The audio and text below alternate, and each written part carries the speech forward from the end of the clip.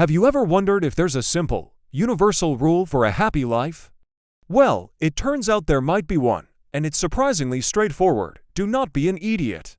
This isn't about intelligence or IQ. It's about a specific kind of idiocy that we all fall into from time to time, the kind that makes us act against our own best interests. So what does it mean to not be an idiot? Let's break it down into 3 simple principles. First, do not do things you hate. This sounds obvious, right? But how many of us are stuck in jobs we dislike, relationships that drain us, or daily routines that make us miserable? We often justify it by saying we have no choice, or that it's for a future payoff. But consistently doing things you hate is a surefire way to be unhappy. It's like willingly walking into a fire every single day and wondering why you keep getting burned. Now, this doesn't mean you should quit your job tomorrow with no plan. It's about making a conscious decision to move away from what makes you miserable. Start by identifying the things you hate and ask yourself, what's one small step I can take today to change this?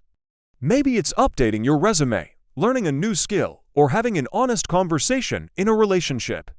The goal is to steer your life's ship, even slowly, towards a destination you actually want to reach. The second principle is, do not say things that make you feel weak. We've all been there.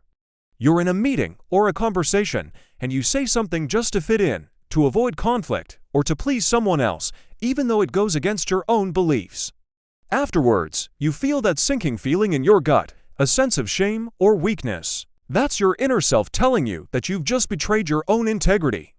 Your words have immense power. They shape your reality and your perception of yourself. When you speak your truth, even when it's difficult, you build self-respect and strength.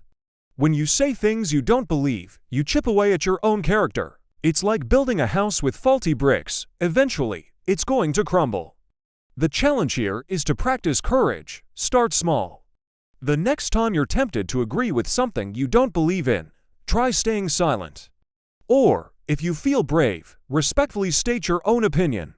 You'll find that with each act of verbal honesty, you become stronger and more authentic. And that brings us to the third and final principle. Do not go where you don't want to go. This applies both literally and metaphorically. Don't go to parties you'll dread. Don't follow career paths that feel wrong. And don't get pulled into life situations that go against your core values.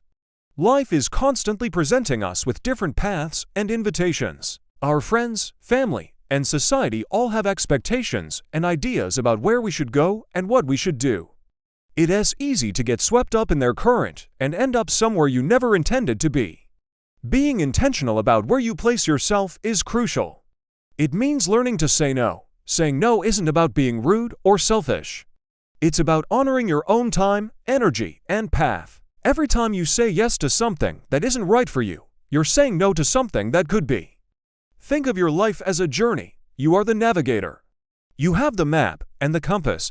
Don't let someone else steer you off course into a swamp just because they think it as a shortcut. So, to recap the secret to not being an idiot, don't do things you hate, don't say things that make you weak, and don't go where you don't want to go. These 3 rules are all interconnected. They're about aligning your actions, your words, and your direction with your true self. When your outer life matches your inner convictions, you create a powerful sense of integrity and purpose. This is the foundation of a genuinely fulfilling life. It's not about achieving some grand, external success. It's about the quiet, internal victory of being true to yourself, day in and day out. Living by these principles isn't always easy. It requires self-awareness, courage, and discipline. You will have to make tough choices and have difficult conversations. But the alternative is to live a life of quiet desperation, feeling like a passenger in your own story. By choosing to not be an idiot in these specific ways, you take back control. You become the author of your own life, writing a story you can be proud of. And that, ultimately, is the greatest adventure of all. Thanks for watching. If this resonated with you, give it a like and subscribe for more insights on living a more intentional life. See you in the next one.